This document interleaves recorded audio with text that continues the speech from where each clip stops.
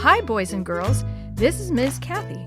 I'm so happy you've joined me today for another story just for you. Do not be anxious about anything, but in everything, by prayer and petition, with thanksgiving, present your requests to God. Philippians 4:6. Gift from Heaven by Beral L. Gilleroth. You pray night and day, but it doesn't do any good, Aga remarked as his mother rose from her knees. The Lord doesn't notice us way up here in the mountains. Aga Holgerson, his mother reproved, God sees every little bird that falls. He will care for us, never fear. You must have faith. Little Gustava sidled up and laid her head in her mother's lap. Aga wheeled around and strode out of the room. He could not bear to see the distress of his two younger brothers and his two small sisters. He could take it, he was older, but still, his stomach rebelled at the thought of another mouthful of dried fish. Aga remembered the happy day when they had left their old house in the valley to make a home of their own in the mountains. With a few goats and all the necessities they could carry on their backs, they had made their way on foot up the mountains where Father had obtained 800 ar, 20 acres, of virgin land from the Swedish government.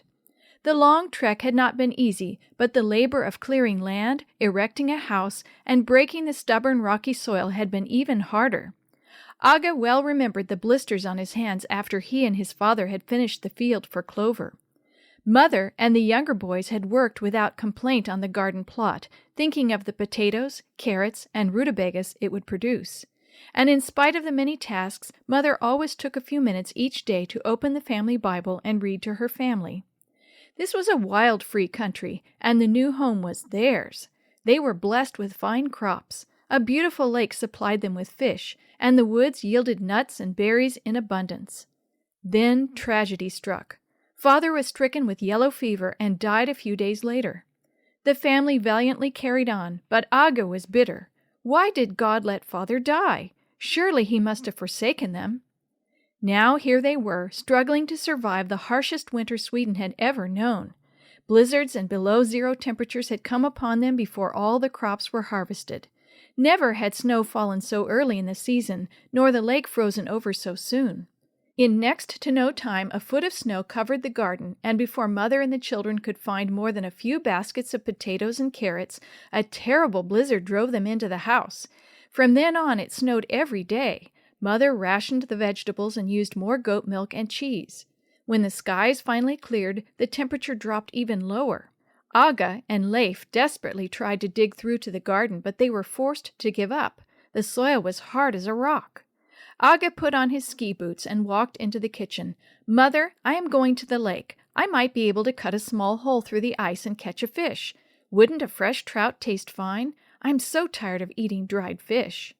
Mother put her arms about her eldest son and drew his head close to hers.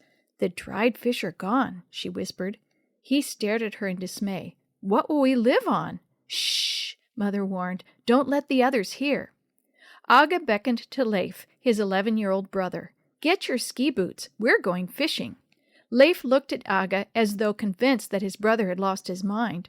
But at Aga's frown he obeyed, and the two boys, equipped with knives, hooks, and line, skied to the lake. With considerable effort, they managed to hack through to the water, but the fish, unlike the boys, were not hungry, and the two boys went home discouraged. They stopped at the goat shed and tore open a bundle of clover and wild grass hay for Svartgetten, the black goat, and Vitgetten, the white goat. Both goats were thin and gave but little milk. The children missed the rich cheese Mother used to make when the goats had provided more milk. "No fish, Mother," Aga reported as the two boys entered the house. "I was afraid so," Mother said with a sigh.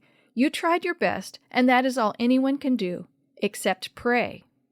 Aga sniffed rudely. "I guess we'll have to eat potatoes without fish," Leif said, trying to sound cheerful. But Mother's stricken look told Aga that the last potato had been used. He motioned to Mother and led her out to the goat shed. "The time has come," Aga said. "We must kill either Svartgetten or Vitgetten. Leif and Gustavo will cry for their pets, but it is better for them to cry than to starve." "We shall not starve, my son. God will care for us," Mother said. Aga did not argue, but he was thinking that if God did not intervene soon, he wouldn't need to. It would be too late. The pale, pinched faces of Gustava and little Greta worried him. John was so weak from hunger that he didn't care what happened around him. Leif was heartier, but Mother looked so thin and worn that Aga was sure she ate barely enough to sustain life in order to give her children a few more bites. "Which one?" he asked, pointing to the goats. "No, no, Aga," Mother said. "We must have their milk. The little ones need it. We have 2 measures of flour left. With that and the milk and some water, I can make gruel that will keep us alive until God sends help." 14-year-old Aga straightened his shoulders and held his head high.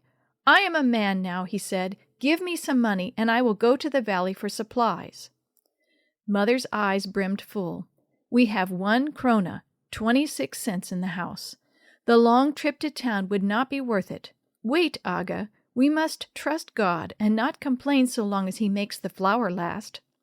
"You are thinking about the story of Elijah and the woman who cooked the last of her meal for him," Aga said. "Yes, son, God provided her with flour. In like manner, He will provide for us." "Mother, I don't understand how you can believe that when we are all starving. You pray, and instead of getting food, we are running out of everything. I tell you, praying doesn't do any good. Maybe God is angry with us for something." "No, no, Aga," Mother soothed. "God is not angry with us, and He will not let us starve. Somehow, He will keep us through this terrible winter. I am sure He will." That night, Mother prayed beside her bed. She did not get up from her knees until morning. At breakfast time, Gustava and Greta licked their bowls for the last precious drops of gruel. Mother stood by the window, shielding her eyes against the sun's glare on the wet snow. She saw an unfamiliar object far out on the white field. What was that thing flapping in the wind? It seemed to be anchored to the ground, yet it waved back and forth incessantly. It was not a weed. All plant life had been covered long ago. "Aga, come here," Mother said. "What is that?" Aga stared. The strange thing waved like a beckoning hand. Leif crowded between his mother and brother and gazed intently at the mysterious object. "It looks like a letter," he said. "A big brown letter. Doesn't it, Aga?" Aga had to agree, but how could a letter possibly have gotten out there? "Maybe it came from heaven," Leif suggested. Mother closed her eyes and her lips moved silently. Then she cried, "Go! Go!" Aga and Leif rushed out the door and plunged into the newly fallen snow without thinking of boots. Leif sank to his waist, but the taller Aga struggled ahead. "Go back, Leif," he commanded. "It's too deep for you." Leif was too excited to obey. He lunged on weakly in his brother's broken trail. Aga soon reached the object. It was a letter, a long brown envelope, anyway. It was sealed, but there was no address on it. The boys made their way to the house as fast as they could. They scarcely felt their cold feet. Mother opened the envelope with trembling fingers. She gasped. Inside was 50 kroner, $13.40, enough money in those days to buy all the supplies 2 boys could carry. Where the money came from is a mystery that has not been solved to this day. Possibly the wind carried it from a long distance, but Mother and Aga both know that God's hand guided it and caused it to fall where it did, right in their backyard, in sight of the window. "I will never doubt again, Mother," Aga promised. "I believe it now. God does see us far up here in the mountains. He hears you when you pray."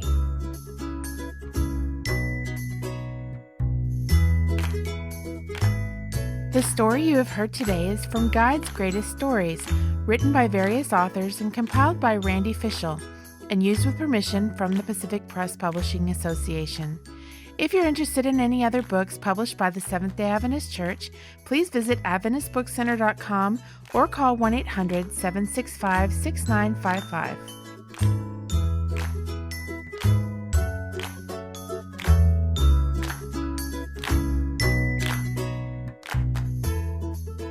This podcast is a production of the Carolina Conference of the Seventh-day Adventist Church.